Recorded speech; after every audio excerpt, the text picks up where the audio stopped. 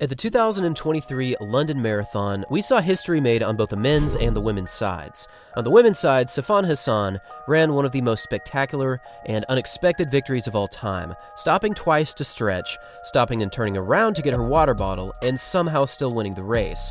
And then on the men's side, as many of you remember, Kelvin Kiptum made a superhuman effort and made history, running a time of 2 hours, 1 minute, and 25 seconds, breaking Eliud Kipchoge's course record and falling only 16 seconds away from the current world record. If you look at his pace on a graph, you can see that the last 15 to 20 kilometers was outrageously fast, faster than anyone else to ever run over this distance. However, what happened outside of this competition might be even more dramatic, because Kelvin Kiptum right now is in a very difficult situation, and it does seem as though his contract is a lot more confusing than many people think. So back in 2022, right after Kelvin Kiptum won the Valencia Marathon in a time of 2 hours, 1 minute, and 53 seconds, he apparently signed a contract with a Chinese company, Kiptum, and he apparently signed this contract for a very, very handsome amount of money.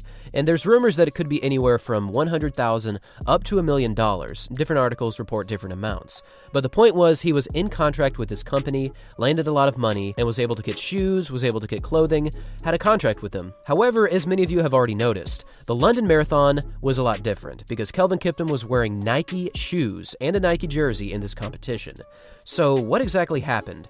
Well, the truth is nobody actually knows. The current report is that 2 days before the London Marathon trip for Kelvin Kiptum, the company Kiptum came over to Kenya, was basically going to help him get ready for the London Marathon, but 2 days before his departure, he just completely disappeared. And yes, this does seem kind of sketchy, but this is only a report, so it's not necessarily the truth. However, this is certainly a troubling situation. So for Kiptum, who went over to Kenya to help him, they couldn't find him, and then just decided, okay, we're gonna go to London and watch our athlete run. And as you can see, he was clearly in the lead, which should have been a good thing for them. However, the Nike swoosh was what was actually getting more attention, because Kelvin Kiptum's Nike jersey was up front and center. So what exactly are the ramifications for something like this? Well, unfortunately, this very well could lead to a court case and a massive back paying and damages. So right now, it does appear as though Kiptum is pursuing a legal action, and this could lead to a lot of money in terms of contract breaching. Now, amazingly, Kiptum made more than $230,000 of prize money for not just winning the London Marathon, but for breaking the course record. That's a pretty solid payday for just 2 hours of running.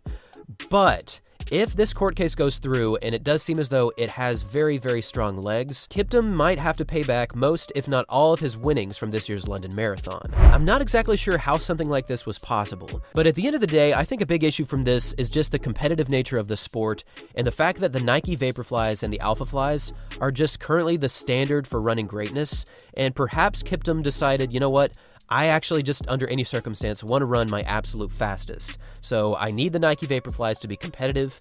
Even though, honestly, he ran so fast, he probably could have won that race in any shoe. I really do think that played a big part in his decision to go with Nike. This is certainly a confusing and rather troubling situation for Kelvin Kiptum, and I certainly hope it doesn't affect his ability to train or to run in his next race and really pursue what he wants to pursue, because my goodness, is he running out of this world fast. He is clearly on a path to world record greatness, and I've talked about this before, but there is the possibility that he could go to this year's Berlin Marathon and make a real attempt at Kipchoge's world record, which of course stands at 2 hours, 1 minute, and 9 seconds. If he could just run his first half in 1 hour and 1 minute flat, and then throw down his typical insanity that he does for the second half, he could be under 2 hours and 1 minute. But I don't think right now the sub 2 hour marathon in a legal race is quite set to happen. I just think that's a little bit beyond anyone's scope right now. However, if anyone could do it, it would certainly be Kelvin Kiptum, because throwing down a 13-minute and 49-second 5K in this year's London Marathon in the rain is something that we've never seen before. In fact, if you take a look back at this graph, you can see that that surge for an entire 5K comes out to a pace of 1 hour and 56 minutes for the marathon. That is insane. So clearly Kiptum is an out-of-this-world athlete running incredible times, but this contract breaching situation is certainly problematic, and there is certainly a lot more to this situation that is soon to unfold. And with all of this in mind, I want to hear from all of you. What exactly do you think is happening, and why do you think this happened in the first place? Leave your thoughts in the comment section down below. Thanks for watching, everyone, and as always, until next time.